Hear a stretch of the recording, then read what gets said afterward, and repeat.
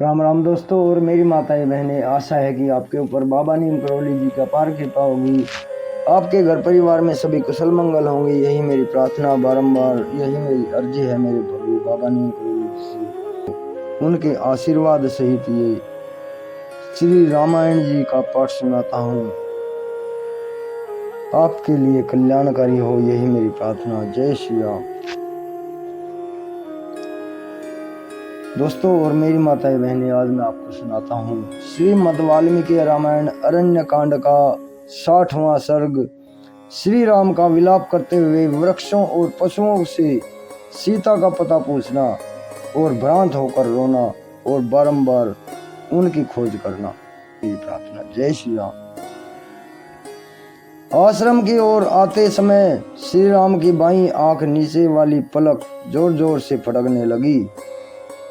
श्री राम चलते चलते लड़खड़ा गए और उनके शरीर में कंपन होने लगा।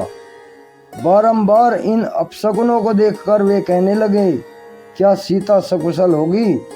सीता को देखने के लिए उत्कंठित हो वे बड़ी उतावली के साथ आश्रम पर गए।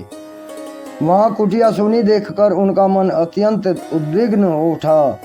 रघुनंदन बड़े वेग से इधर उधर चक्कर लगाने लगे और हाथ पैर चलाने लगे। उन्होंने वहां जहां तहां बनी हुई एक एक पर्णशाला को चारों ओर से देख डाला, किंतु उस समय उसे सीता से शून्य ही पाया। जैसे हेमंत ऋतु में कमलिनी हिम से ध्वस्त हो श्रीहीन हो जाती है, उसी प्रकार प्रत्येक पर्णशाला शोभा शून्य हो गई थी। वह स्थान वृक्षों की सनसनाहट के द्वारा मानो रो रहा था। फूल मुरझा गए थे, मरग और पक्षी मन मारे बैठे थे। वहां की संपूर्ण शोभा नष्ट हो गई थी, सारी कुटी उजाड़ दिखाई देती थी। वन के देवता भी स्थान को छोड़कर चले गए थे। सब और मर्ग चर्म और कुश बिखरे हुए थे। चटाइयां अस्त व्यस्त पड़ी थी। पर्णशाला को शून्य देखकर भगवान श्री राम बारंबार विलाप करने लगे। हाय, सीता को किसी ने हर तो नहीं लिया, उसकी मृत्यु तो नहीं हो गई, अथवा वह खो तो नहीं गई। किसी राक्षस ने उसे खा तो नहीं लिया, वह भीरू कहीं छिप तो नहीं गई है, अथवा फल फूल लाने के लिए वन के भीतर तो नहीं चली गई। संभव है फल फूल लाने के लिए ही गई होगी, या जल लाने के लिए किसी पुष्करणी अथवा नदी के तट पर गई हो। श्री रामचंद्र जी ने प्रयत्न पूर्वक अपनी प्रिय पत्नी सीता को वन में चारों ओर ढूंढा, किंतु कहीं भी उनका पता न लगा। शोक के कारण श्री राम की आंखें लाल हो गई।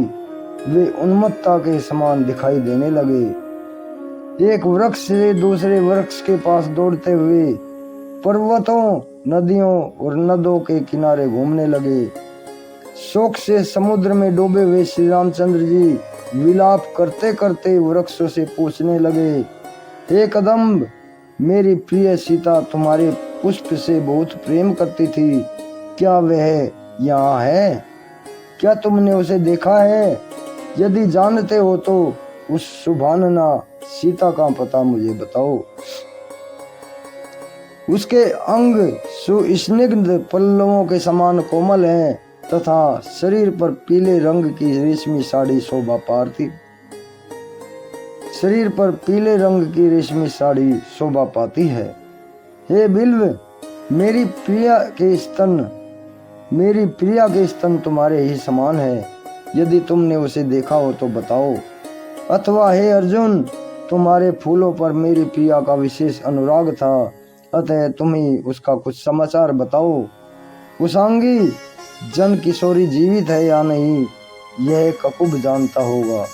अपने ही समान उरु वाली मिथिलेश कुमारी को अवश्य जानता होगा, क्योंकि यह वनस्पति लता पल्लव तथा फूलों के समान संपन्न हो बड़ी शोभा पा रही है। ककुब, तुम सब वृक्षों में श्रेष्ठ हो, क्योंकि ये भ्रमर तुम्हारे समीप आकर अपने झंकारों द्वारा तुम्हारा यश गान करते हैं। तुम ही सीता का पता बताओ। अहो, यह भी कुछ नहीं बोल रहा। यह तिलक तो अवश्य ही सीता के विषय में जानता होगा, क्योंकि मेरी सीता तिलक से प्रेम करती है। अशोक, तुम शोक दूर करने वाले हो। इधर मैं शोक से अपनी चेतना खो बैठा हूँ। मुझे मेरी प्रियतमा का दर्शन कराकर शीघ्र ही अपने जैसे नाम वाला बना दो। मुझे अशोक कर दो, शोकहीन कर दो। ताल वृक्ष तुम्हारे पके हुए फल के समान स्तन वाली सीता को यदि तुमने देखा हो तो बताओ। यदि मुझ पर दया आती हो तो उस सुंदरी के विषय में कुछ अवश्य कहो। जामुन, स्वर्ण के समान कांति वाली मेरी प्रिया यदि तुम्हारी दृष्टि में पड़ी हो तो, यदि तुम उसके विषय में कुछ जानते हो तो निशंक होकर मुझे बताओ। हे कनेर, आज तो फूलों के लगने से तुम्हारी बड़ी शोभा हो रही है। अहो मेरी प्रिया साध्वी सीता को तुम्हारे ये पुष्प बहुत पसंद थे। यदि तुमने उसे कहीं देखा हो तो मुझे बताओ। इसी प्रकार आम, कदम, विशाल साल, कटहल, कुरव और अनार आदि वृक्षों को भी देखकर महायशस्वी श्री रामचंद्र जी उनके पास गए और वकुल, पुन्नाग, चंदन तथा केवड़े आदि वृक्षों से भी पूछते फिरे। उस समय वे वन में पागलों की तरह इधर उधर भटकते दिखाई देते रहे। अपने सामने हरिणी को देखकर वे बोले, हे मृग, अथवा तुम्हें बताओ, मृग नयनी मैथिली को जानते हो? मेरी प्रिया की दृष्टि भी तुम हरिणियों की सी थी, अतः संभव है वे हरिणियों के साथ ही हो। श्रेष्ठ गजराज, तुम्हारी सूंड के समान ही जिसके दोनों उरु है, उस सीता को संभवतः तुमने देखा होगा। मालूम होता है तुम्हें उनका पता विदित है, अतः बताओ वह कहाँ है। हे व्याघ्र, यदि तुमने मेरी प्रिय चंद्रमुखी मैथिली को देखा हो तो निशंक होकर मुझे बता दो, मुझसे तुम्हें कोई भय नहीं होगा। इतने में ही उनको भ्रम हुआ कि सीता उधर भागकर छिप रही है। तब प्रभु श्री रामचंद्र जी बोले, हे प्रिय, क्यों भागी जा रही हो? कमल लोचने, निश्चय ही मैंने तुम्हें देख लिया है। तुम वृक्षों की ओट में अपने आप को छिपाकर मुझसे बात क्यों नहीं करती हो? वरारोहे, ठहरो ठहरो, क्या तुम्हें मुझ पर दया नहीं आती? अधिक हास परिहास करने का तुम्हारा स्वभाव तो नहीं था, फिर किस लिए मेरी उपेक्षा करती हो? सुंदरी, पीली रेशमी साड़ी से ही तुम कहाँ हो यह सूचना मिल जाती है। भागी जाती हो तो भी मैंने तुम्हें देख लिया है। यदि मेरे प्रति स्नेह एवं सौहार्द हो तो खड़ी हो जाओ। फिर भ्रम दूर होने पर बोले, हाँ, यह निश्चय ही यहाँ पर नहीं है। उस मनोहर मुस्कान वाली सीता को राक्षसों ने मार डाला, अन्यथा इस तरह संकट में पड़े हुए मेरी वह कदापि उपेक्षा नहीं कर सकती थी। स्पष्ट जान पड़ता है कि मांस भक्षी राक्षसों ने मुझसे बिछड़ी हुई मेरी भोली भाली प्रिय सीता को उसके सारे अंग काट कर बांट लिया होगा। सुंदर दांत, मनोहर होष्ठ, सुगढ़ नासिका से युक्त तथा रुचिर कुंडलों से अलंकृत वह पूर्ण चंद्रमा के समान अभिराम मुख राक्षसों का ग्रास बनकर निश्चय ही अपनी प्रभा खो बैठा होगा। रोती बिलखती हुई प्रियतमा सीता की वह चंपा के समान वर्ण वाली कोमल एवं सुंदर ग्रीवा, जो हार और हसली आदि आभूषणों के पहनने योग्य थी, निशाचरों का आहार बन गई। वे नूतन पल्लवों के समान कोमल भुजाएं जो इधर उधर पटकी जा रही होंगी और जिनके अग्रभाग कांप रही होंगी, हाथों के आभूषण तथा बाजूबंद सहित निश्चय ही राक्षसों के पेट में चली गई होंगी। मैंने राक्षसों का भक्ष्य बनने के लिए ही उस बाला को अकेले छोड़ दिया। यद्यपि उसके बंधु बांधव बहुत हैं, तथापि वह यात्रियों के समुदाय से विलग हुई किसी अकेली स्त्री की भांति निशाचरों का ग्रास बन गई।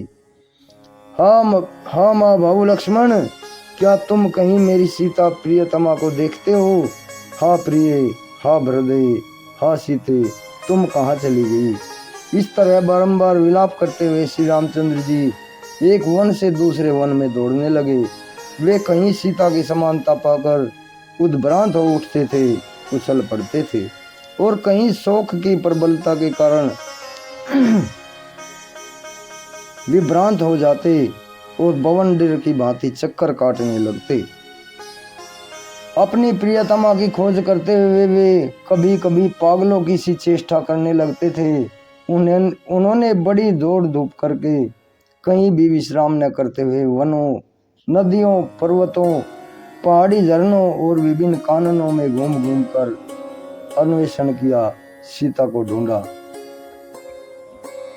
उस समय मिथिलेश कुमारी को ढूंढने के लिए वे उस विशाल वन में, विस्तृत वन में गए और सब में चक्कर लगाकर थक गए तो भी निराश नहीं हुए। उन्होंने पुनः अपनी प्रियतमा के अनुसंधान के लिए, उसे ढूंढने के लिए बड़ा भारी परिश्रम किया। इस प्रकार श्री वाल्मीकि निर्मित आस रामायण आदि काव्य के अरण्य कांड में 60वां सर्ग पूर्ण हुआ।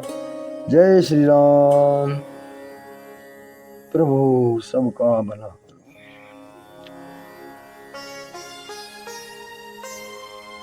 जय श्री राम, जय प्रभु, जय हनुमान, जय बाबा नीम करोली महाराज जी। दोस्तों और मेरी माताएं बहनें, आज ये 60वां सर्ग पूर्ण हुआ है। आप सभी के लिए कल्याणकारी होगा, आगे भी शेयर करें।